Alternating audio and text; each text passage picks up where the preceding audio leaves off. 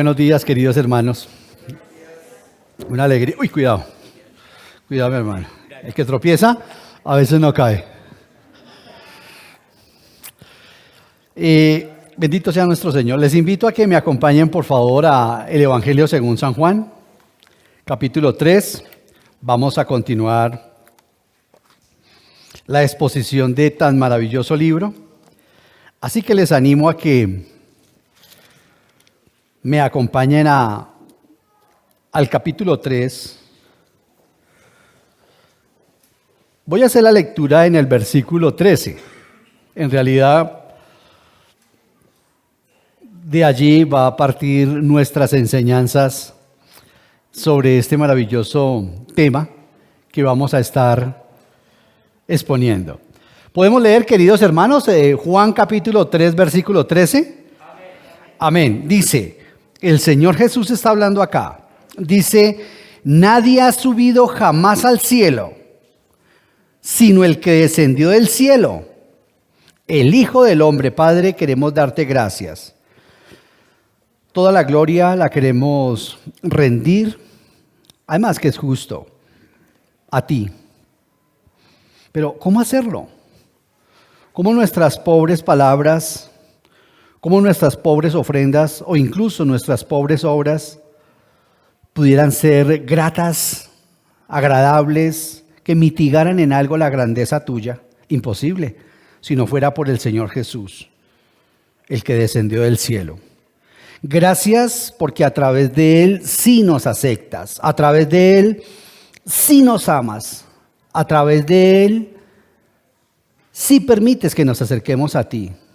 A través de Él sí quieres, Señor, escuchar nuestras oraciones. Gracias por haberlo enviado. Gracias por este tiempo tan maravilloso y especial que nos otorgas cada 8 días para poder exponer tu palabra. También queremos agradecerte por esos espacios que tenemos entre semana, pero de manera concreta el día domingo, porque nos das el honor, el privilegio de adorarte, de alabarte, de gozarnos, Señor, de que nuestras emociones y nuestros sentimientos también puedan ser objeto del tributo que tú mereces, porque reconocemos que cuando lo hacemos, nuestras almas y nuestros espíritus laten, Señor, con gozo y con alegría. Padre, que por la exposición de tu palabra nuestras vidas sean desafiadas, pero sobre todas las cosas podamos ser consolados y edificados. Nuestro querido Dios, queremos darte también la gloria a ti por este sitio y por este lugar. En el precioso nombre de nuestro Salvador y Señor Jesucristo. Amén. Mañana celebramos el Día de la Reforma, ¿no? Hoy los niños están en eso, ya sus profesoras, desde ayer, toda la semana han estado planificando el tema de lo que ocurrió. Mañana es la fiesta de Satanás. Y mañana, que es el Halloween, queremos hundir a Satanás. Debemos nosotros como cristianos hundir a Satanás en su fiesta. Y hablarles a nuestros hijos de la palabra del Señor, de quién es Martín Lutero. ¿Saben que uno de los grandes problemas que tiene Colombia es que no tenemos héroes? Bueno, no tenemos héroes positivos porque tenemos a Pablo Escobar Gaviria. Y por eso las naciones, cuando no tienen héroes, o mejor, digámoslo así, todas las naciones quieren parecerse a sus héroes. Hoy tenemos unas chicas jugando fútbol, no sé si ganaron, perdieron, no sé qué ocurrió, pero estamos tan necesitados de héroes y Dios lo sabe, y Dios nos lo ha enseñado. Por eso dejó a los campeones de la fe en las Sagradas Escrituras. Pero nosotros, la iglesia, también tenemos paladines, también tenemos héroes maravillosos. Entonces, esto no obedece al sermón, sino conmovido por lo que están haciendo las maestras, porque le están enseñando lo que Martín Lutero recuperó. Y la iglesia tiene héroes y uno de sus héroes se llama Martín Lutero. Y hay que enseñar eso a nuestros hijos. Hay que disfrazarnos si es el caso. Y hay que decirle, estos son nuestros héroes, estos son nuestros generales, estos son los comandantes en jefe del Señor Jesucristo. Calvino, Lutero, y es imprescindible que lo conozcamos. Hasta el siglo XVII la iglesia solamente vivió con la Biblia, con el libro de Lutero y con los héroes de la fe de John Fox, por ejemplo, y con el Peregrino. Si alguien no tiene el Peregrino, pídamelo y le regalo usted tiene que enseñarle eso a sus hijos. Usted tiene que leer el Peregrino con sus hijos cuando ellos tengan 1 año, 5 años, 10 años, 15 años, 20 años, 25 años, 35 años, siempre hay que estarles enseñando a nuestros hijos la historia del peregrino, esa maravillosa metáfora.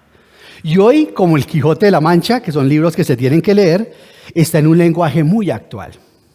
Entonces ahí dejamos esa pequeña cuña, porque mañana reunámonos con ellos, llevémosles dulces, hablemosles de Lutero, veamos las películas de Lutero. Voy a ver si pongo algo que llegó del movimiento de Nancy Day Lemos, algo sencillo, concreto, que está Lupser hablando algunas cosas ahí.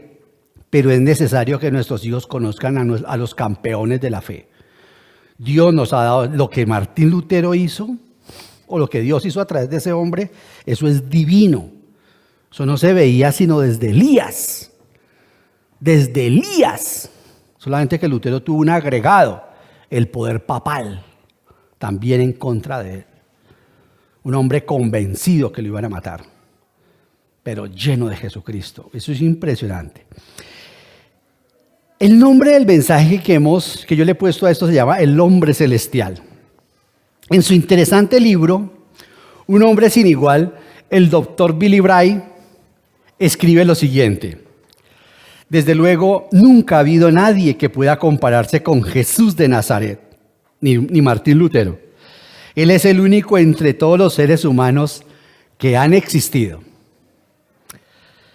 Phyllis Schaff, conocido historiador, dijo: Jesús de Nazaret, sin armas y sin dinero, conquistó muchos más millones que Alejandro, Julio César, Mahoma y Napoleón. Sin ciencia ni educación formal, él difundió más luz sobre las cosas humanas y divinas que todos los filósofos y eruditos juntos. Sin elocuencia académica, él habló palabras de vida como nunca antes se habían pronunciado y produjo efectos que se extienden más allá del alcance de cualquier orador o poeta.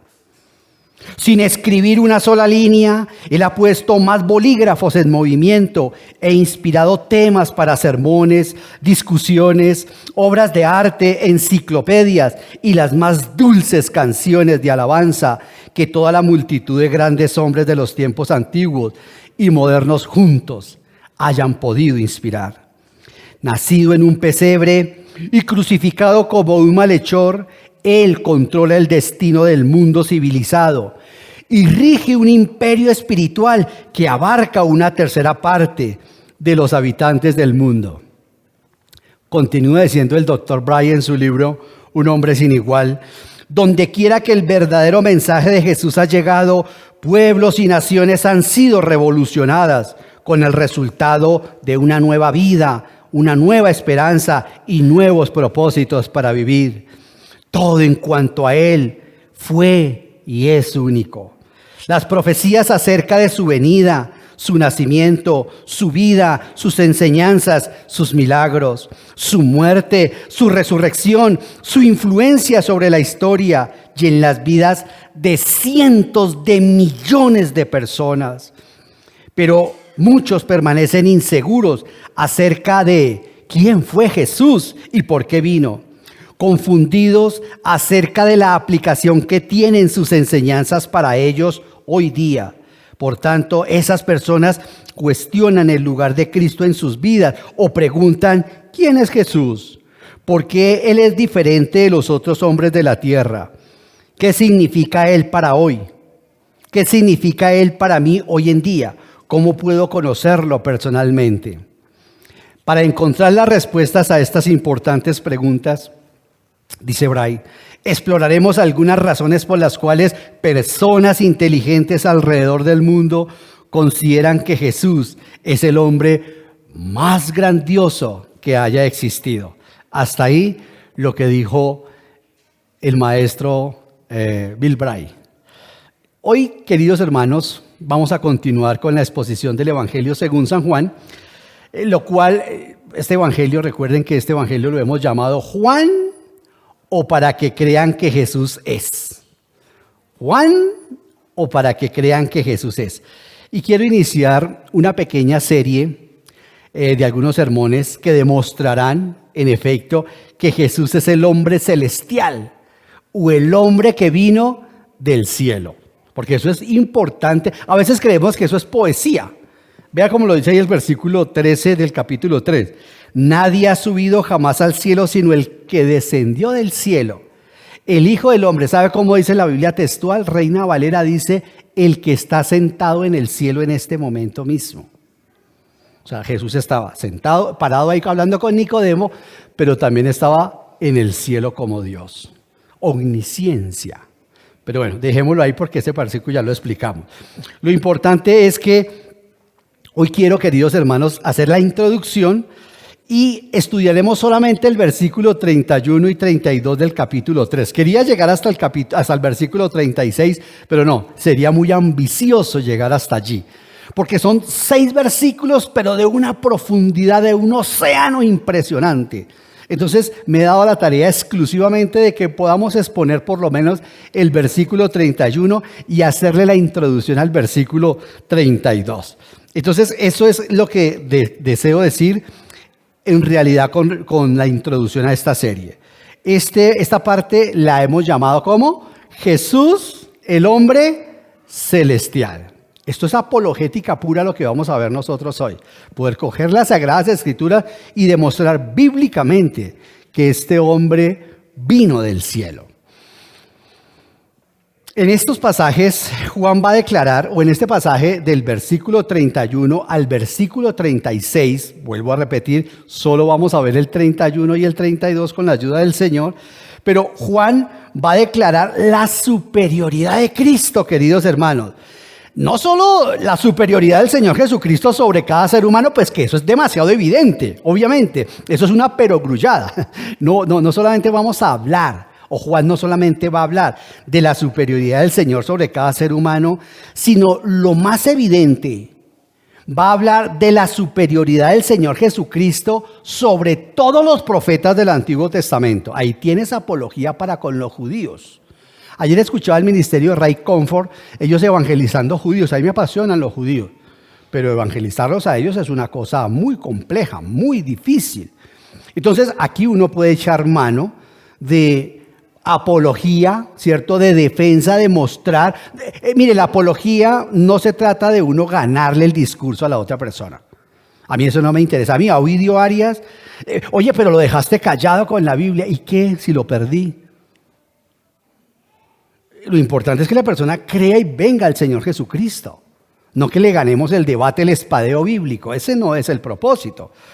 Queridos hermanos, es maravilloso porque Juan va a mostrarnos que el Señor Jesucristo no solamente es superior a los profetas del Antiguo Testamento, sino que también va a mostrarnos que el Señor Jesucristo es superior a los apóstoles y es superior a cada persona que sirve, de entre nosotros también. Y eso es necesario, hacer ese énfasis, porque como dice un predicador muy famoso, muchos predicadores saltan pasajes de las Sagradas Escrituras porque les parece como muy difícil para enseñarlos o que no tienen algo sentimental que exponer. No. La palabra del Señor es profunda y estos 5 versículos o 6 versículos son demasiado profundos que yo tenía en primera instancia el anhelo, ¿cierto? Y el deseo de exponerlos hoy, porque también quiero comenzar una serie con la mujer samaritana de algo muy profundo. De la mujer samaritana, así nos van a ir por lo menos unas 7 enseñanzas, porque es algo muy profundo lo que ocurre en Juan 4. Pero, queridos hermanos, definitivamente este pasaje también amerita un estudio detallado. Que nos sentemos, que hablemos, que ustedes y yo aprendamos de la palabra del Señor. No sabemos exactamente quién es el que habla en este pasaje. Digamos eso de entrada. No sabemos allí si es Juan el Bautista el que dice estas palabras. Voy a leerlo. Ahí pasemos a Juan 3, capítulo 3, versículo 31. Tenemos un título que dice, el que viene del cielo. Bueno, vamos a leer la porción de la serie que vamos a iniciar. Dice, versículo 31, el que viene de arriba está por encima de todos. El que es de la tierra es terrenal y de lo terrenal habla. El que viene del cielo está por encima de todos y da testimonio de lo que ha visto y oído, pero nadie recibe su testimonio. El que lo recibe certifica que Dios es veraz. El enviado de Dios comunica el mensaje divino, pues Dios mismo lo da, pues Dios mismo le da su espíritu sin restricción. El Padre ama al Hijo y ha puesto todo en sus manos. El que cree en el Hijo tiene vida eterna, Pero el que rechaza al Hijo no sabrá lo que es la vida, sino que permanecerá bajo el castigo de Dios. Esa es la porción, la serie que llamaremos El Hombre Celestial. Vamos a exponer el versículo 31 y hacer introducción al versículo 32. Aquí en este pasaje no sabemos, los comentaristas no terminan en ponerse de acuerdo quién es el que habla, si Juan el Bautista o si Juan el apóstol, si Juan el teólogo es el que habla allí o es Juan el Bautista. No sabemos exactamente quién es, pero es importante que entendamos algo. Al margen de quién lo haya escrito, sabemos quién lo inspiró. ¿Vamos bien, queridos hermanos? A veces nosotros decimos, no sabemos quién escribió la carta a los hebreos. Sí, no tenemos seguridad. Pero como decía mi viejo pastor, ¿cómo lo amo? Decía ese hombre, pero a nosotros no nos interesa quién se sentó al computador. Sabemos quién dictó la carta. Decía él. Y así es acá. Sabemos perfectamente que esto es inspirado por el Espíritu Santo. Al margen, hay muchos que creen que es Juan el Bautista. Particularmente creo que es Juan el apóstol por el lenguaje que usa en primera de Juan capítulo 5. En su carta es muy parecido el lenguaje, pero al margen de eso, lo importante que nosotros tenemos que tener seguridad es lo que dice el sentido de ese pasaje, ¿no? Y lo que necesitamos aprender de él. Entonces, el primer punto que quiero que veamos, y creo que el único, versículo 31 es, Cristo es de arriba. Así le he puesto ese número. Cristo es de arriba, versículo 31. Dice para mí, apóstol Juan, dice la palabra del Señor, el que viene de arriba. La palabra el que viene de arriba, versículo 31, si ahí está, el que viene de arriba, en realidad, si usted la coteja en una Biblia textual, es lo mismo que aparece en Juan 3:3, cuando dice el que viene de lo alto.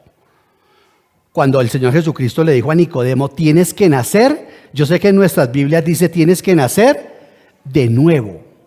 ¿Sabe cómo dice en el original? Dice tienes que nacer de lo alto. Es la misma palabra que se utiliza en el griego. Porque el nacimiento espiritual, el nacimiento de un ser humano no es terrenal, es divino. Que usted haya entendido el Evangelio y yo lo haya entendido, no es porque seamos muy listos, como ahorita hablábamos en el curso Vida. Hay un proceso a veces de conversión en un ser humano. En mí hubo un proceso de conversión, como en Nicodemo. En Nicodemo hubo un proceso largo de conversión hasta que llegó a la cruz y ahí sí se entregó al Señor Jesucristo, pero inicialmente no lo fue. Mientras que en el capítulo 4 la mujer samaritana nació en ese mismo acto, que lo veremos, cuando Cristo le comparte el Evangelio y ella lo acepta como su Mesías. Amén. Entonces, en el cristianismo ocurre eso. A veces hay un proceso de embarazo, ¿no? Como un bebé, 9 meses, pero cuando llega el acto de nacer, entonces dice, nadie vino de lo alto, dice aquí Juan, está hablando del Señor Jesucristo. El que viene del cielo, el que viene de arriba. Juan nos dice que Cristo era de origen divino. No le dé pena decir eso. Más bien, si no tenemos argumentos, ¿cómo respaldar eso? Le animo a que en efecto estudiemos, ¿cierto? Porque la Biblia tiene mucha manera de defenderse entre ella misma. Dice el apóstol Juan que el Señor Jesucristo es de origen divino. Y cualquiera dice, pues eso es obvio, Ovidio. Por tanto, Jesús es superior a todos porque viene del cielo. Pero si tú estás hablando con una persona que no es creyente o es de otra o es de una secta, como los mormones, los testigos de Jehová, ¿cierto? Allí sí vas a tener material para, en forma respetuosa pero clara, decirle, bueno, si Jesús no es Dios, no te puede salvar. De esa naturaleza es el tema del Señor Jesucristo. Recuerden ustedes, como lo acabamos de ver en el texto base, en el versículo 13, el mismo Señor ya le había dicho esta afirmación a Nicodemo, que fue nuestro texto. Nadie ha subido jamás al cielo, sino el que descendió del cielo. Yo me acuerdo cuando recién era creyente, cuando nos convertimos, y empezó el boom del internet, y por YouTube hay mucha gente que dice que fue al infierno. Hay gente que hasta me ha mandado esos videos. Este próximo fin de semana, el hermano o la hermana que fue al infierno y vio una cantidad de cosas y estuvo en el cielo. Yo no sé si ustedes lo hayan escuchado. Yo sí lo he escuchado. Eso simple y llanamente es una mentira. Eso fue que se fajaron un tarro de frijoles antes de acostarse a dormir y tuvieron unas pesadillas tenaces. Nadie ha ido al cielo. Mira, ahorita la pregunta que hacíamos en el curso Vida era, ¿cómo te imaginas el cielo? Ninguno dimos topes con nada. ¿Cómo te imaginas tú el cielo? Si los únicos seres humanos, aparte del Señor Jesús, que fueron al cielo, fueron Juan y Pablo. Y a Pablo se le dijo, no digas nada. Y a Juan simplemente entró a la sala, ¿no? Digámoslo así, para verse el Apocalipsis allá desde el capítulo 6, el fin del mundo. ¿Cómo te imaginas tú el cielo? Mire lo que es nuestra fe. Y ahorita una hermana hacía una pregunta, un estudiante hacía una pregunta ahorita en el curso Vida muy interesante. Porque es que la fe es imprescindible en el tema de lo que es el cristianismo. El versículo 31 continuo dice, el que viene de arriba está por encima de todos. Repito, está por encima de todos porque el Señor Jesucristo lo que decía o cuando el Señor respondía algo, hermanos queridos, el Señor no especulaba. A mí eso me trituraba cuando yo leía la Biblia. Yo no era cristiano, Él no especulaba.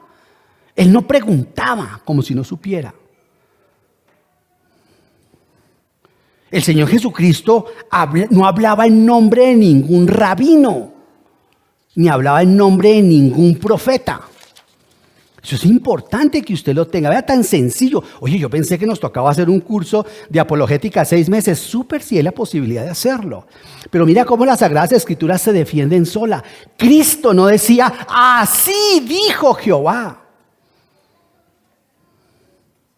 Cuando el Señor Jesucristo citaba el Antiguo Testamento, sí citó el Antiguo Testamento, ¿sabe para qué dijo? La profecía se está cumpliendo hoy delante de ustedes. Oye, mire esa arrogancia, según los fariseos. Y entonces dice Lucas, abrió el libro de Isaías, leyó la porción de Isaías 61 y les dijo, muy cuajo y muy majo, esta profecía se cumple hoy delante de ustedes. Cristo cuando hablaba del Antiguo Testamento era para decir cosas como esa. O cuando dijo, los profetas, sí, así dijeron, hablaron de mí. Abraham se gozó de ver mi día. Por eso Bill Bray en su libro Más que un carpintero dice, o Jesús de Nazaret es quien dijo ser, o es el más grande lunático que ha existido en la tierra.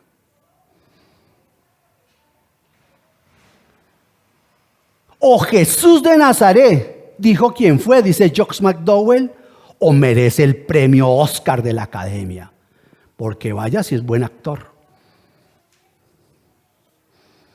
No hay margen para esto.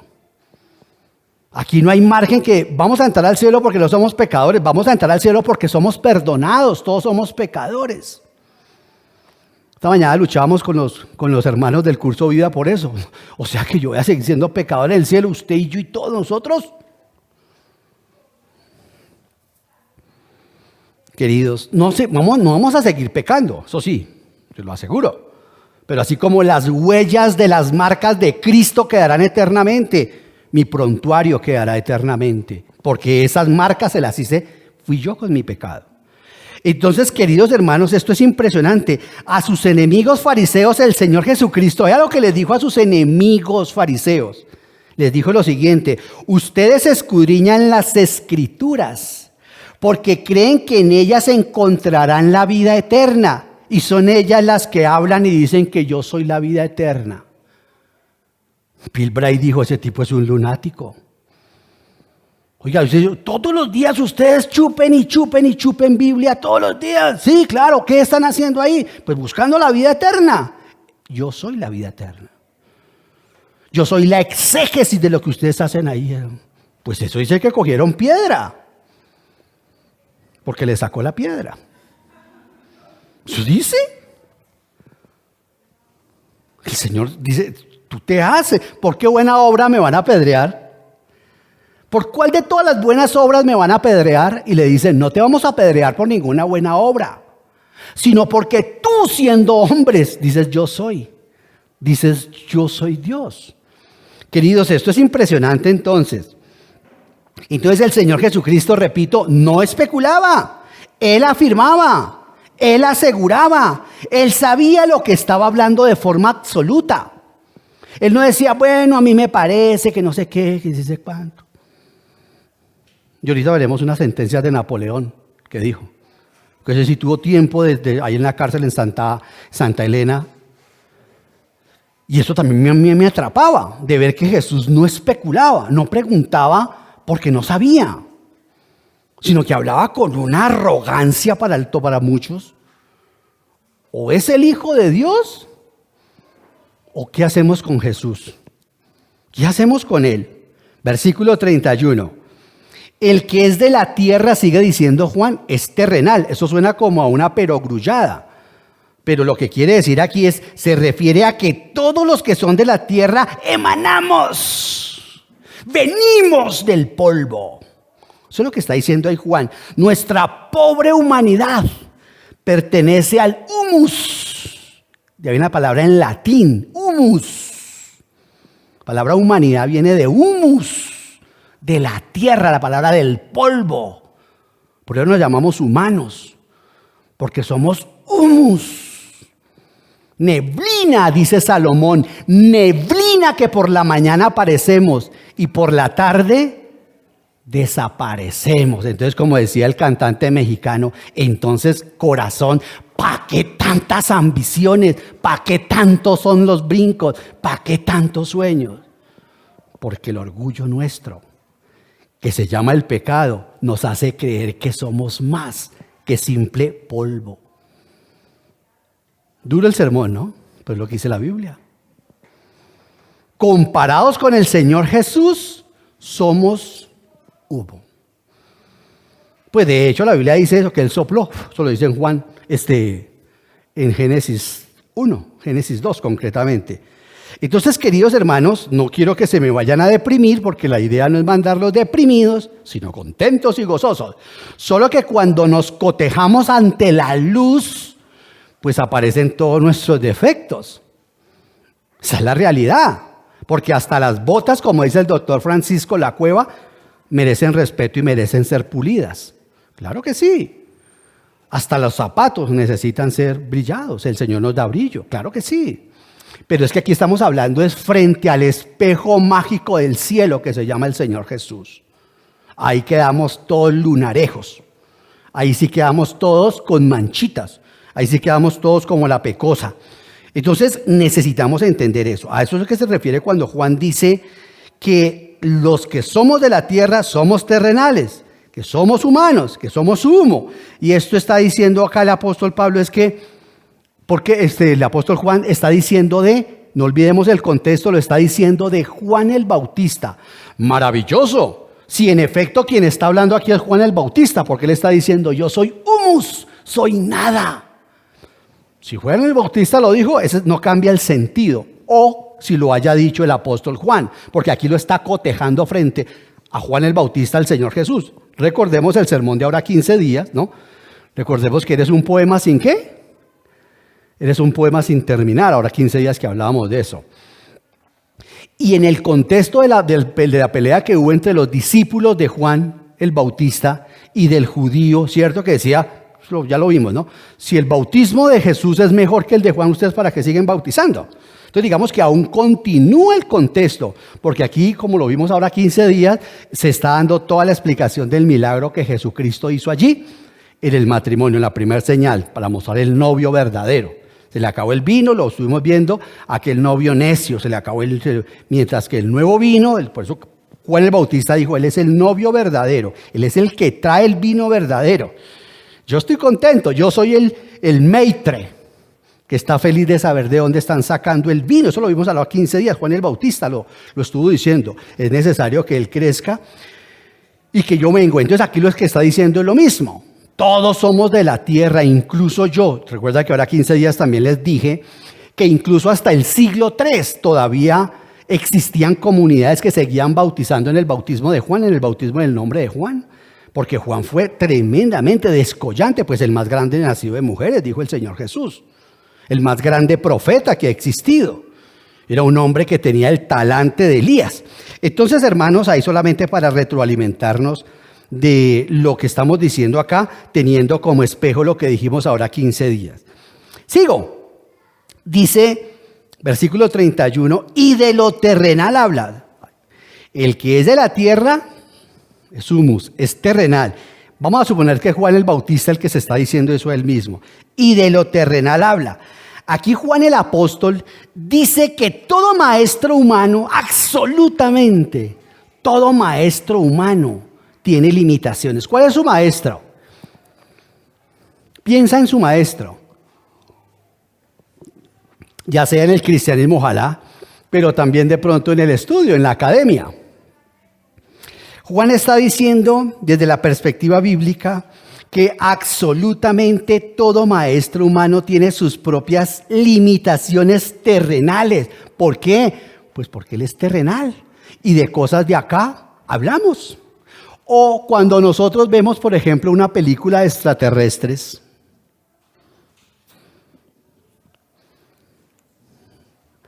¿a qué se parecen esos extraterrestres? Seres humanos, el hombre no conoce nada más grande que él. Sí, de pronto le ponen la cabeza más grande que la mía y todo. Y las piernas más pero tienen cabeza, tronco y extremidades. Porque el hombre no... ¿Qué hacen con los ángeles? Les ponen alitas, ¿cierto? Algunos los empelotan, chiquiticos, gorditos, pasonzón, como si estuvieran con pancita y les ponen una cinta, ¿cierto? La teología medieval, la angelología medieval, ¿cierto? Y con 2 alitas, quiero decirle que los ángeles no tienen alas. Los que tienen alas son los serafines, tienen 6, y los querubines. Los ángeles no tienen alas. Entonces, es importante, queridos hermanos, que entendamos el lenguaje en que Juan se está expresando. Por eso cuando yo escuché frente a esto, yo escuchaba 8. Para no corromperse el alma. Yo escuchaba el concepto Rosacruz del universo, a su divina gracia Brahmapruda. Pero cuando uno ve esto, uno dice, no, pero esta gente no conoce el cielo. Este sí conoce el cielo. Este habla de cosas totalmente diferentes que chocan con la lógica humana. Todo lo de Jesús me incomoda. Todo me incomoda, todo lo que él dice a mí me incomoda, a menos que yo sea su seguidor. De resto, todo me incomoda de él.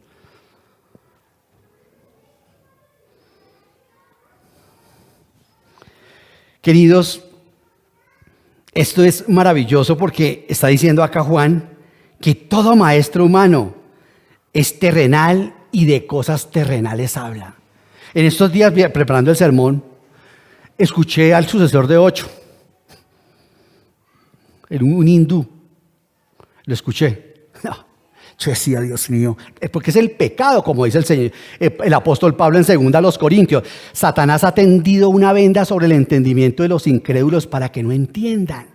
¿Yo no le parece que sí? Yo me acuerdo de mi profesor en la universidad, uno que yo admiraba muchísimo, pero yo lo admiraba, ustedes no se imaginan cuánto. Y en la Facultad de Teología también uno tiene muchas personas a quienes uno observa. Pero cuando uno mira esto, ahí no hay nada que valga. Todos tenemos luz prestada. Toda la luz de nosotros es prestada. Y Juan dice, yo no soy la luz. Yo vine a dar testimonio de la luz. Cristo no dijo eso. Cristo no dijo eso. Él dijo, yo soy la luz. Y yo di un ejemplo la vez pasada sobre eso. Cuando aparece uno por la noche, ¿cierto? Usted por la noche en estos días se puede ver Júpiter. Júpiter se puede ver de noche. Ahí se ve Júpiter alumbrando de noche. Claro, porque esa brilla más que las demás estrellas que están más lejos, ¿cierto? Entonces el efecto, la fenomenología nos muestra, claro, se ve eso y no titila ese astro. Oye, ¿por qué no titila ese? Porque ese es el planeta Júpiter. Es hermoso, lindo. Algunos historiadores han dicho que esa fue la estrella que condujo a los magos. Vaya usted a saber si sea cierto. Pero lo hermoso es que cuando llega la mañana, ¿qué pasa cuando llega la mañana? Júpiter y todos desaparecen frente al sol. Apenas aparece el rey, ¡trin! Nadie más se ve. ¿Amén? ¿Es así o no es así? Allá están los astros todavía. Yo le decía a mamá, ¿y por qué las estrellas no aparecen? Mamá me decía, porque se van a dormir. Claro, se van a dormir. Y la luna también, está. No, porque aparece el astro rey. Juan, los profetas, todos los hombres que tienen luz quedan opacos cuando aparece la luz verdadera. Cuando aparece el Señor Jesucristo. Todos se ven como lunares. Eso es lo que está diciendo acá Juan. Es necesario que el novio verdadero, y Juan está diciendo, ¿no les acabo de decir que este novio sí trae un vino nuevo? Queridos, es impresionante esto porque cuando algún maestro o algún profeta habla incluso con dudas. Cuando es honesto, el maestro dice, bueno, a mí me parece, yo creo, ¿no? Yo considero. Eso dicen los maestros. Tienen dudas, tienen debilidades humanas. Algún día alguien me preguntó hace poquito del apologista Rabí Zacarías. Esas preguntas tentativas, ¿no? Que le hacen a uno o tentadoras, uno no sabe. ¿Estará en el cielo? Le dije, pues si aceptó al Señor Jesucristo, pues ¿está dónde va a estar? En el cielo, ¿no? Que los cristianos creemos que la salvación no se pierde cuando teorizamos y damos doctrina. Pero cuando tenemos que vivir frente a situaciones así, decimos, no, como que sí se perdió el muchacho. Yo no creo que David Zacarías sea más pecador que Salomón. Bueno, está en el lugar donde está Salomón. Yo no era muy seguidor de David Zacarías. Pero tenemos que ser muy sabios con lo que significa la gracia. Infinita gracia. Dios no le quita la salvación a quien se la ha regalado, a quien se la ha dado, porque la salvación es un regalo. Entonces, queridos hermanos, todos los hombres, todos los maestros muestran dudas, porque todos los hombres tenemos debilidades. Tenemos debilidades. Recuerdan que ahora 15 días también les pedí el favor. El Señor es mi pastor, el pastor no es mi Señor. Tenemos los pies de barro y algunos tenemos más pies. Yo, por ejemplo, tengo pies de polvo. Ni de barro todavía he logrado tenerlos. Entonces, queridos hermanos, es importante entender eso. Acordémonos, queridos, que el mismo Juan el Bautista, cuando fue puesto preso, ¿cierto? El mismo Juan el Bautista, cuando fue puesto preso, ¿cierto? Los evangelios sinópticos nos dicen que él mandó a algunos de sus discípulos a preguntarle a Jesús, ¿eres tú el Mesías? ¿O tenemos que esperar a otro? Oiga, hasta Juan vaciló. Yo quiero que usted me diga, yo no he visto pecado en la Biblia, aparte del Señor Jesús, de este hombre. ¿De quién? Piense usted en un hombre, una mujer, en un héroe de la fe, que la Biblia no muestre sus pecados. ¿De quién? No lo hay. La Biblia muestra los pecados desde Adán hasta Juan, que es el último escritor. Y de Juan sí que nos los muestra claros, ¿no? Y de Adán, pues me pregunto, me responde. Entonces, querida hermana, querido hermano, nosotros vemos que el mismo Juan el Bautista, ¿qué le pasó? El más grande nacido de las mujeres. El más grande profeta, ¿qué le pasó? Si tú eres el Mesías, ¿qué hago yo aquí preso? ¿Esperamos a otro? Pero a ver, Juan, ¿acaso vos no te jugaste la vida ahora 2 años allá diciéndole a todo el mundo que Jesús era que Jesús? ¿No fueron los fariseos los que vinieron a hurgarte y le dijiste, está víbora, está? Nadie lo fustigó así. De hecho, fueron a decirle al Señor Jesús. Hasta Juan, el hombre más grande nacido de mujer, el profeta más grande, desde Adán hasta Juan. El profeta más grande fue Juan y él tuvo sus debilidades porque frente a la muerte, pues entonces absolutamente todos, queridos hermanos. Y la pregunta que siempre hacemos es, ¿por qué le entraron dudas a Juan el Bautista? ¿Por qué? ¿Por qué, queridos hermanos? Califíquenme a ver si estoy comunicando bien el mensaje. ¿Por qué a Juan el Bautista le entraron dudas? Porque era un hombre como usted y como yo. Era un hombre débil. No va a creer que uno, cuando estaba enfermo en una UCI, en una cama o preso, a uno no le entran debilidades. Esta mañana nos llamó una hermana que seguramente ustedes después se darán cuenta, no es de esta iglesia. Y nos decía, otra vez parece que llegó este cáncer. Otra vez a enfrentar todo esto. Duro. Y decía mi esposa, nos decíamos esta mañana con los Joanis, y saber que nosotros los cristianos nos parece tan lindo, tan hermoso, saber que vamos a partir, que vamos a estar con el Señor. Y eso es así, ¿o no es así? Es así, hermanos queridos. Pero cuando ya está la inminencia allí, ya cuando la cosa es inminente, cuando ya es inminente, como en el caso mío, ya era inminente. Estaba contento, Dios, tampoco estoy debajo de los pies de Jesucristo. Estaba contento en cierto sentido. Pero en otras decía, bueno, Señor, bendito seas tú. Entonces, porque ante esa, eso fue lo que Satanás le dijo al Señor con relación a Job. El hombre es capaz de dar lo que sea cuando está enfermo, a punto de morirse. Tócalo, enférmalo y verá que Job te maldecirá. Satanás conoce muy bien.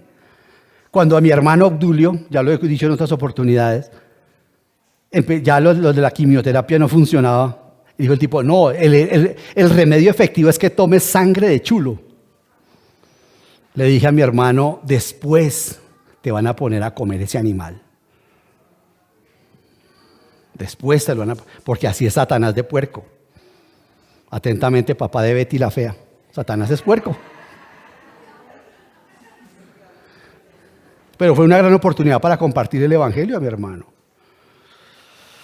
Queridos, esto ocurre con todos los hombres, con todos, pastores, no pastores, fuertes, no fuertes, mujeres.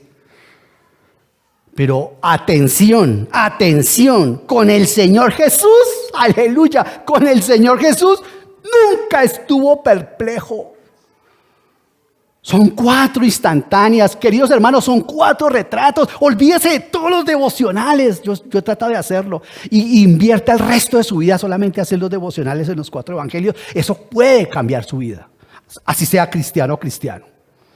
Ese consejo se lo recibí a Samuel Pérez Millos. El Jesús que usted no conoce, cuando usted comienza a leer a Jesús, dice, oye, la doctrina dice esto, pero Jesús dice esto.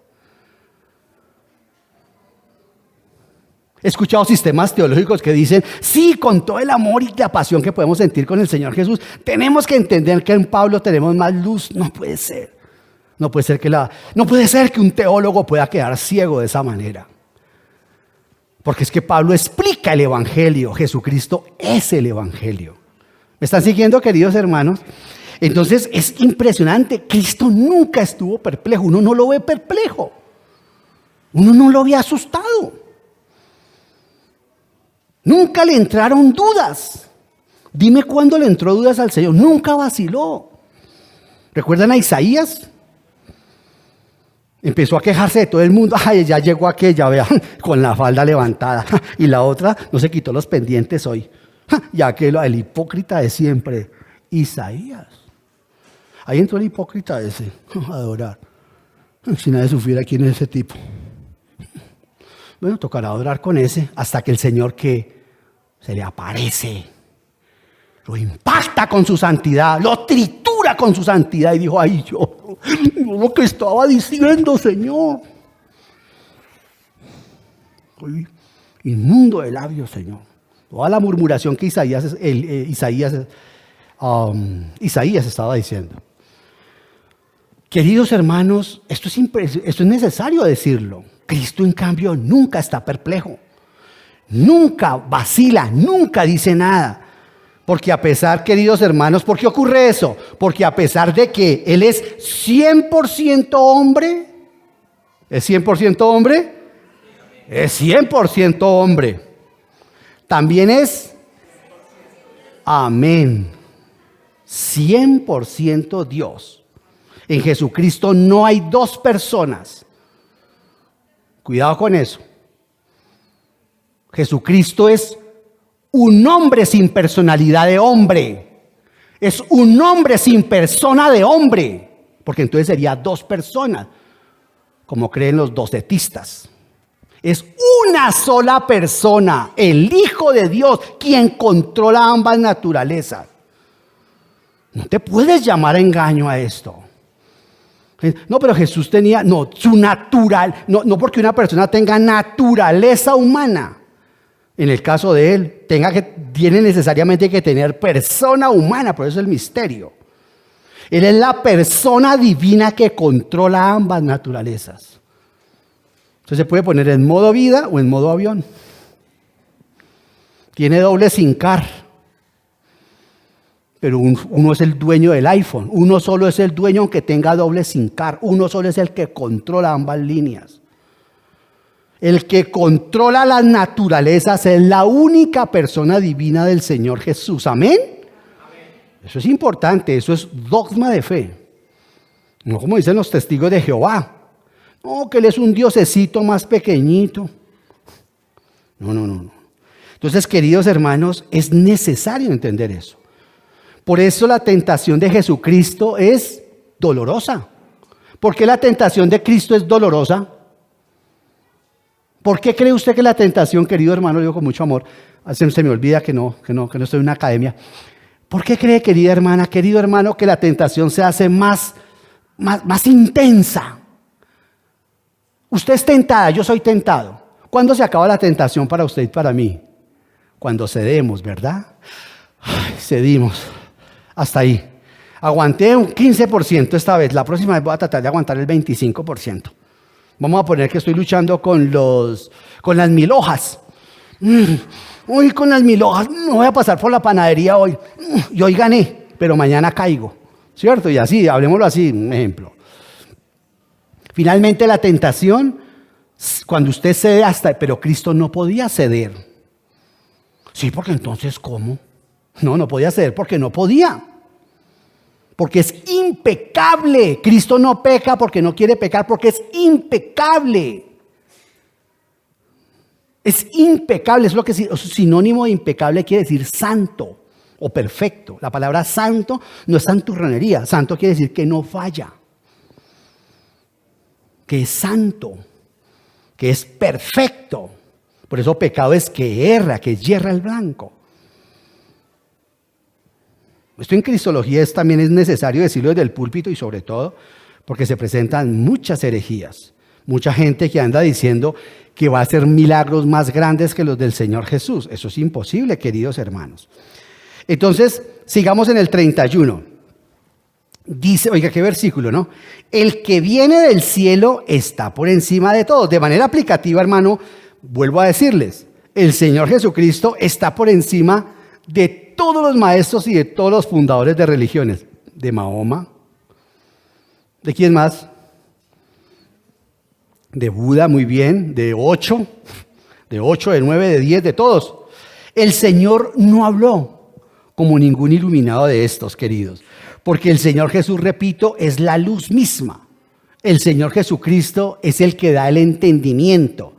El Señor Jesucristo, cada vez que nosotros nos referimos a Él, cuando decimos que el Señor hablaba con absoluta aseveración. Si usted no cree eso, usted tiene problemas en su fe y tiene que decirle, Señor, tengo en este momento la hermosa oportunidad de decirte, fortalece mi fe, Señor. Ayúdame, Señor, en mi fe. Ayúdame a creer en ti. ¿Saben ustedes por qué a mí se me metió tan profundo hasta las entrañas Martín Lutero? Por eso, ese hombre vivía, y lo mismo el apóstol Pablo, enamorados del Señor Jesús. O sea, usted lee la teología de Martín Lutero, le animo, vea, otro pequeño paréntesis. Yo no sé si será, no me consta, mejor dicho, pero la fuente a la que se lo escuché es una fuente confiable. Dice él que en el cristianismo, de las dos personas que más se ha leído y se ha escrito y se han compuesto libros, es del Señor Jesucristo y del apóstol Pablo, y que en tercer lugar de Martín Lutero. Yo me privo de lo que sea cada vez que sale algo de Lutero y empiezo a hacer mi ahorro para poderme comprar mi librito de Lutero. Se ha escrito, ya han salido unas buenas biografías de Lutero. Lutero, la justificación por la fe, sí, claro, pero la justificación por la fe es el lema, es la síntesis de toda su teología, que es la teología de la cruz.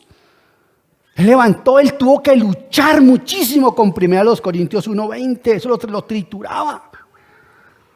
Lo que es la teología de la cruz, donde él se dio cuenta que Dios se manifestaba de una forma distinta.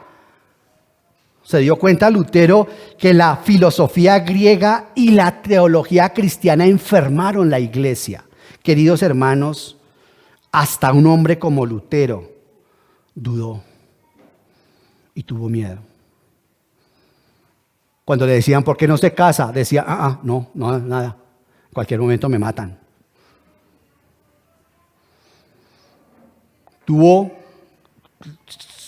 Se escaparon 6 monjas y tuvo que tenerlas en su convento, en su iglesia, en su parroquia. Y a cada esa monja empezó a casarlas. Cásese para este, cásese para este, cásese con este, cásese con... Y había una que le consiguió su esposo, muy buen marido. Y ella le dijo, no me quiero casar con ese. ¿Pero por qué? Si es buen marido. ¿Qué más va a esperar usted entonces? Dijo, no me quiero casar con ese. Entonces quédese soltera. Bueno, aquí sigo. Era Catarina Bola.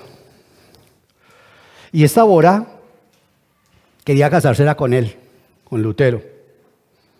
Él era un hombre ya como de 50 años, era una mujer como de 30 o 25, 30. Claro, ellos no miraban por la edad, sino porque él le decía, en cualquier momento me matan, ¿no entiende? ¿Está loca? ¿Usted ha visto que Pablo era casado? Yo no me puedo, él sabía que lo iban a meter en la hoguera. Queridos, todos tenemos dudas. Y lo maravilloso de esto es poderle decir al Señor, no soy menos cristiano porque tengo dudas, Señor, ¿verdad? No es pecado.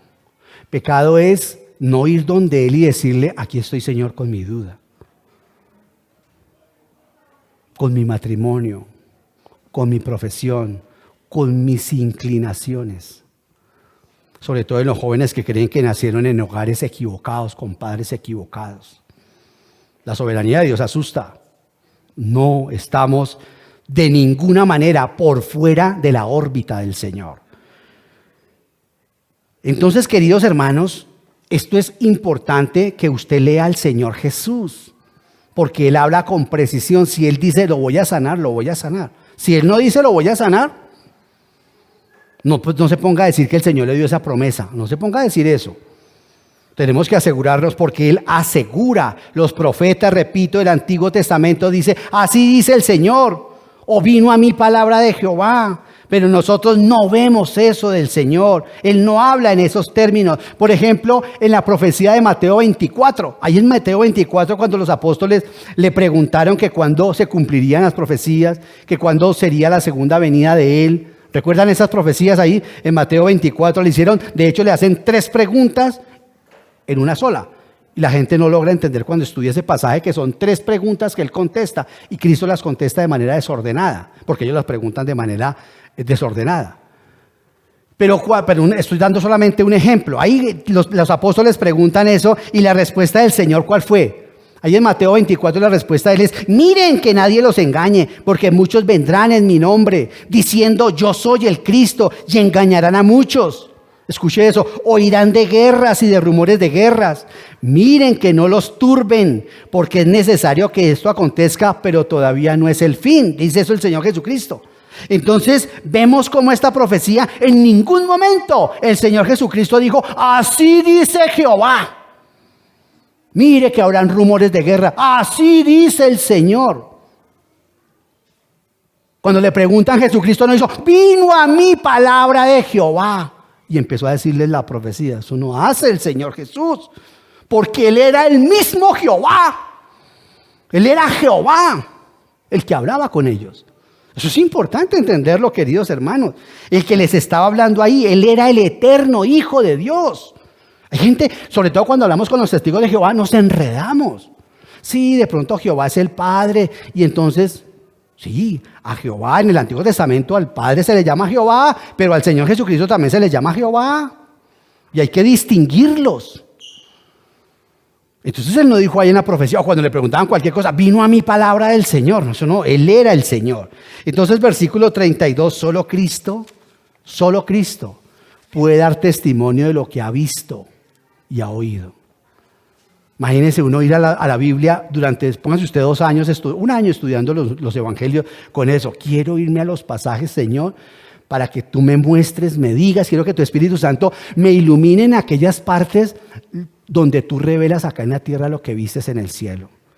Entonces es impresionante e impactante esto, queridos hermanos, porque el versículo 32 de Juan 3 dice ahí claramente: y da testimonio de lo que ha visto y oído, pero nadie recibe su testimonio. Ahí está, este versículo refuerza el anterior. Solo Cristo podía hablar así y dar testimonio de lo visto y oído del cielo. ¿Por qué?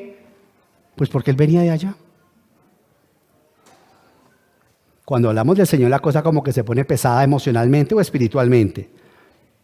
El Señor conocía lo verdadero por experiencia propia, no por visión.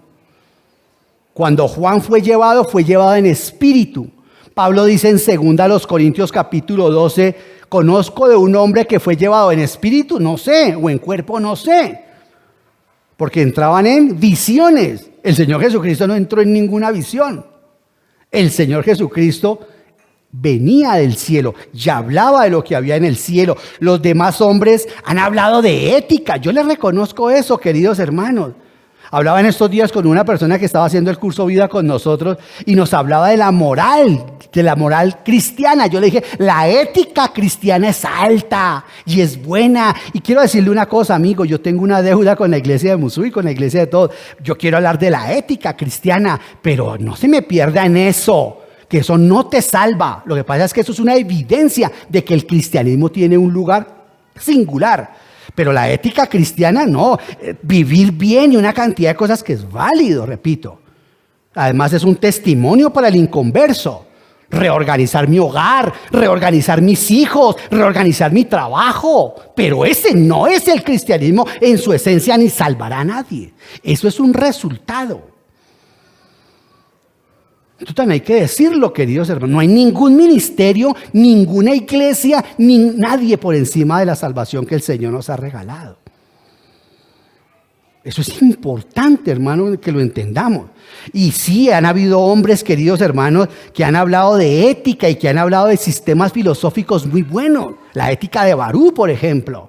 La ética profesional que todos tenemos que ver. Sí, esas cosas son muy buenas. ¿Y qué me dice de la ética cristiana? La ética del matrimonio en la ley. La ética de la crianza de los hijos. No confundir ética con santidad. Eso es muy importante, queridos hermanos. Pero el Señor Jesucristo no habló, no especuló sobre cosas de ética. El Señor Jesucristo habló de cosas extraordinarias.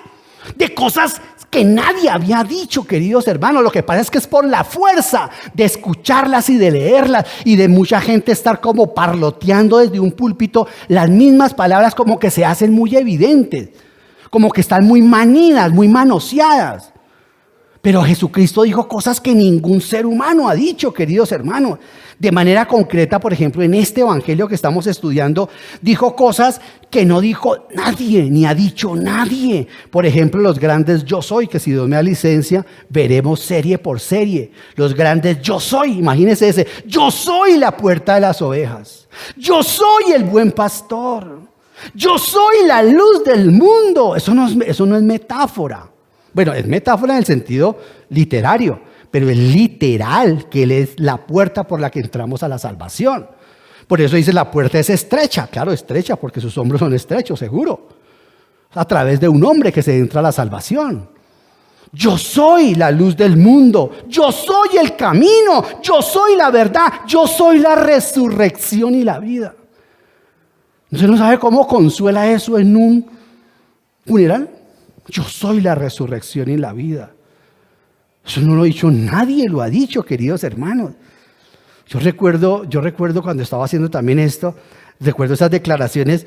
Concretamente, yo soy la verdad. Perdónenme que voy a hablar un poquito de mí, perdónenme. Yo sé que estamos los predicadores para hablar del Señor Jesucristo, no de nosotros, ni de nuestras esposas. Pero voy a ilustrar solamente, permítanme ilustrar esto de yo soy la verdad. Yo recuerdo cuando lo escuché por radio, yo me estaba afeitando, hace muchos años. Y yo escuché por radio a través de un predicador que al final se identificó como Billy Graham. Estaba escuchándolo ahí, no sé quién lo puso, mi madre seguramente, mi madre que le gustaba mandarle a uno sus cápsulas, no sé quién lo puso ahí. Yo me acuerdo cuando el predicador empezó a decir, yo soy la verdad. Yo recuerdo que él estaba ahí, yo recuerdo que yo pensé, ¿la verdad? Pero ¿cómo la verdad? Si eso es lo que yo siempre he buscado. Yo siempre he buscado eso, decía yo en mi interior, en mi fuero interno, decía, yo siempre he buscado, yo soy la verdad. Yo pensé, la verdad, Dios mío. Si lo que ando buscando la verdad es en la filosofía, ando buscando la verdad en la filosofía, la ando buscando en la teosofía, la ando buscando en el concepto Rosacruz del universo, la ando buscando en la psicología, la andaba buscando hasta en la parapsicología, hermano, una sed terrible la mía. Tenía una sed terrible, hermano. Como la sed que tenía esa mujer samaritana, por eso es que me identifico tanto, como casi todas las personas que estamos lejos del Señor. Yo decía, pero ¿cómo la verdad? Recuerdo que ese predicador gritaba, lo desafío, amiga, como predicaba Billy Graham. Y el traductor en español lo hacía muy bien. Lo desafío, amigo, amiga, gritaba ese predicador. Lo desafío para que tome alguno de estos yo soy que les estoy diciendo, decía ese tipo. Yo lo animo a que lo desmienta, decía Billy Graham. Yo lo animo a que desmienta. Y volví a repetir ese hombre, Jesucristo te dice, así decía él, yo soy el camino, la verdad y la vida. ¿A qué le tienes miedo? Eso fue un desafío horrible que me corté la cara. De verdad, literal, que me daba rabia, me daba ira. El Espíritu Santo me golpeaba el corazón.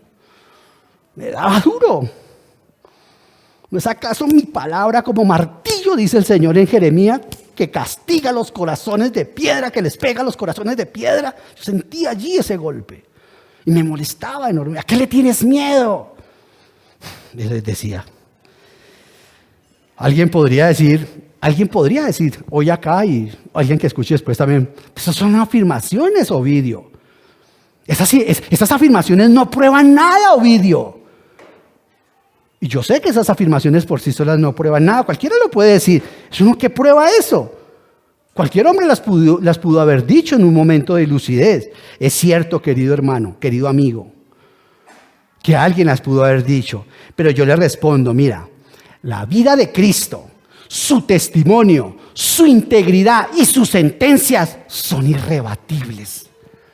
Son irresistibles. Sus exigencias, por ejemplo, las que le decía ahora que de tanto escucharlas ya se han vuelto como muy comunes, las exigencias que él pide. Amad a vuestros enemigos, orad por quienes los maldicen y perdonad y bendecid a quienes les han hecho daño. Eso suena normal hasta cuando vives una situación de infidelidad y de adulterio en tu matrimonio. Ahí sí esto cobra vida, ahí sí esto cobra sabor, olor, color, poder. Ahí si uno se da cuenta, cómo quisiera que esas palabras fueran ciertas, cómo quisiera traducirlas en mi relación con mi esposa y perdonarla, cómo quisiera decírselo a mi hijo y perdonarlo, cómo quisiera que mi hijo las convirtiera realmente en un arrullo y en un himno y me dijera, papá, te perdono. Porque esas palabras las puede decir cualquiera, pero ¿quién da el poder para hacerlo? Solo Jesucristo. Esas palabras, queridos hermanos, son palabras que están exigiendo algo que no es normal en los seres humanos. Dígame si eso es normal. Piense que por primera vez usted las escuchara. Esas son palabras, no son normales. porque le está pidiendo algo que no es normal al ser humano. Pues a tal grado que Almagrande, Gandhi, cuando le preguntaron en qué se inspiró para la libertad de la India, él no dijo en mis ancestros budistas, él dijo en el Sermón del Monte de Jesucristo. Eso fue lo que la resistencia a la no violencia. Me inspiré en las palabras de Jesús de Nazaret, en el Sermón del Monte. Queridos hermanos, estas palabras son impresionantes. Exigir eso, pedir eso, perdona a tu esposo, perdona a tu esposa. Porque yo les estoy contando, Luz Joanis y yo llegamos a un momento terrible en nuestras vidas también. Y con mi hija la mayor también, que seguramente verá esta grabación.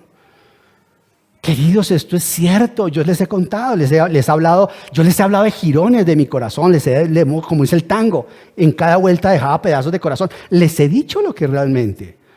No estamos hablando de teoría, no estamos teorizando. Estamos diciéndole, usted puede ir donde su esposa y con la seguridad que Jesucristo le puede decir, me gustaría que saldaras eso acá en la tierra. Antes de que parta, me gustaría que hablaras con tu antiguo esposo. O con tus... Si el Señor nos convence de eso, claro.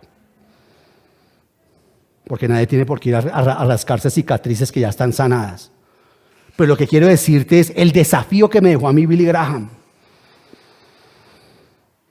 Eso es cierto, eso es verdad. Y para redondear esta idea, su autoridad, queridos hermanos, la autoridad del Señor Jesucristo, su conocimiento era inmediato. Era así, así. Sus respuestas eran su conocimiento exacto. ¿Con qué autoridad haces esto? Yo también le voy a hacer una pregunta. ¿Con qué autoridad? La autoridad de Juan Tata. ¿Quién eres tú que haces esto? Ya les he dicho quién soy yo y ustedes no han querido aceptarlo. Señor, ¿cuándo será la segunda venida tuya? ¿Habrá guerra, rumores de guerra? ¿Se levantarán? No. Su autoridad, hermanos. Sus palabras rápidas, concretas, puntuales, no divaga. ¿Por qué? Pues porque no necesitaba revelación para hablar. Ahí tienes tú a Jeremías capítulo 50. 10 días se tiene que demorar Jeremías para que le llegue la respuesta del Señor. 10 días. Ya no sé si es 50 o 40. 40 de Jeremías. Le consulta al pueblo a Jeremías. 10 días se demoró la respuesta del Señor. Voy a ir a consultar, decía Abiatar. Pero en el Señor Jesucristo nada. El Señor Jesucristo hablaba. ¿Sabe por qué? Porque el Señor Jesucristo es la revelación misma. Porque el Señor Jesucristo todo lo que dijo, lo vio y lo oyó en el seno del Padre. Sinónimo, eternidad. No en el seno del Padre. Mi niño. Es un hebraísmo que tenían los judíos que quiere decir la eternidad. Él estaba en la eternidad. Imagínense esa contradicción filosófica. Estar, ya eso nos enseñó David acá, estar en la eternidad. ¿No son conceptos raros? Para Dios no. Estaba, el seno del Padre quiere decir la eternidad. Eso quiere decir el seno del Padre. El Señor Jesucristo estaba en la eternidad. Estaba en la eternidad. Eso quiere decir eso. No es un simple hombre. Permíteme rematar con estas palabras de Bill Bray, del mismo libro que estoy leyendo. Dice en el capítulo 2 de su libro, dice lo siguiente, escucha esto, ya con esto termino. Un hombre sin igual a quien lo quiera conseguir. Estas son palabras muy penetrantes las que dijo este hombre y por eso las quise compartir con usted. Dice Bill Bray en esa sección, Jesús no es un simple hombre. Míralo. ¿Fue Jesús un profeta? ¿Un maestro? ¿Un buen hombre? ¿O fue mucho más que esto? Por casi 2000 años la gente común ha considerado estas preguntas y expresado sus opiniones. Grandes líderes políticos, figuras religiosas y eruditos han sumado sus voces al debate. Napoleón Bonaparte, por ejemplo, declaró, escucha lo que dijo Napoleón, conozco muchos hombres y puedo decirles que Jesucristo no es un simple hombre. Y sigue diciendo Bill Bray, ¿por qué un hombre como Napoleón, que conquistó Europa y cuya vida fue cruel y ambiciosa, hizo tan sorprendente declaración? Quizás sus propios fracasos lo hicieron pensar acerca de su destino. Después de su derrota en Waterloo y durante su exilio en la isla de Santa Elena, Napoleón tuvo tiempo de reflexionar acerca de su vida y reconocer que la muerte lo aguardaba y venía pronto por él. Al general Bertrand, un escéptico, el general Bertrand era un escéptico también, un escéptico en lo que concierne a la divinidad de Jesús, Napoleón le dijo, abro comillas, Napoleón comienza diciendo, todo lo de Cristo me asombra. Su temple me infunde respeto y su voluntad me confunde. Él es verdaderamente un ser único. Sus ideas y sentimientos, la verdad que predica, su manera de convencer no puede ser explicadas por organizaciones humanas ni por ninguna otra cosa. Sigue hablando Napoleón y dice, Alejandro, César, Carlomagno y yo fundamos imperios. Pero ¿sobre qué se apoyó la creación de nuestro genio? Sobre la fuerza. Jesucristo fundó su imperio sobre el amor. Y en esta hora millones de hombres están dispuestos a morir por él. En los días de mi gloria, siguió diciendo Napoleón, yo apasioné a las multitudes hasta el punto de que ellas morían alegremente por mí. Encendí el fuego en los corazones, poseí el secreto de ese poder mágico que eleva a los espíritus. Ahora que me encuentro en Santa Elena, clavado sobre esta roca, ¿quién lucha y conquista imperios por mí? ¿Quién lo hace para mí? ¿Quién es el que me sigue siendo fiel a pesar que aún ni siquiera he muerto? Sigue diciendo Napoleón, tal es el destino de los grandes hombres, tal fue el de César, el de Alejandro y ahora el mío. Se nos olvida, se nos tira a la basura. El nombre de un conquistador, el nombre de un emperador no es más que un tema escolar. Aún antes de que yo muera, mi obra ya está destruida. Jesucristo es el único hombre en el mundo que ha hecho planes con su muerte y no se equivocó. Aquí tenemos a un conquistador que incorpora a su persona no solo a una nación, sino a la humanidad entera. Las almas humanas se unen a Jesucristo porque saben que dependen totalmente de Él.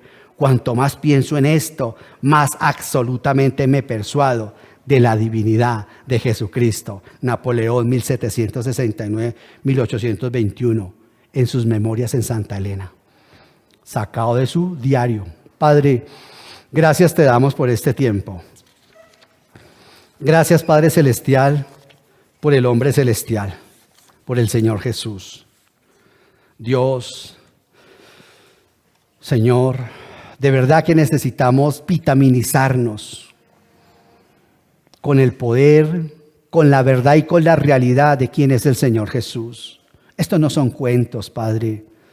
Los que hemos realmente tomado las heces del pecado, los que realmente, Señor, hemos salido de Egipto, los que realmente aún recordamos a nuestros antiguos amos, cómo castigaban nuestras espaldas y nuestros corazones con nuestros antiguos vicios, nuestros antiguos dioses, Señor. Todos los ídolos que teníamos, todos, absolutamente todos nos han defraudado, Señor. Todos nos pedían y nos pidieron hasta la vida misma.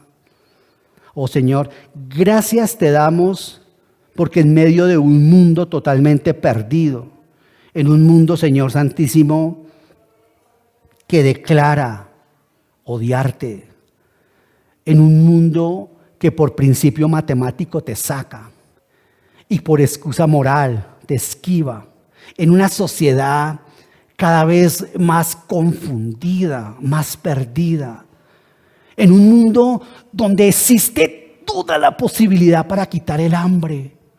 Sin embargo, no hay tanta hambre como en esta hora. En un mundo, Señor, donde la gente acumula y acumula y acumula dinero, tienen que sacar citas y citas y citas con el psiquiatra y con el psicólogo. Recuerdo, Señor, que de niño ni esas palabras se atravesaron por mi cabeza. Hoy en día es el pan nuestro de cada día. Hoy en día, Padre Celestial, es la vendetta, es lo que todos los días la gente está buscando, reposo mental.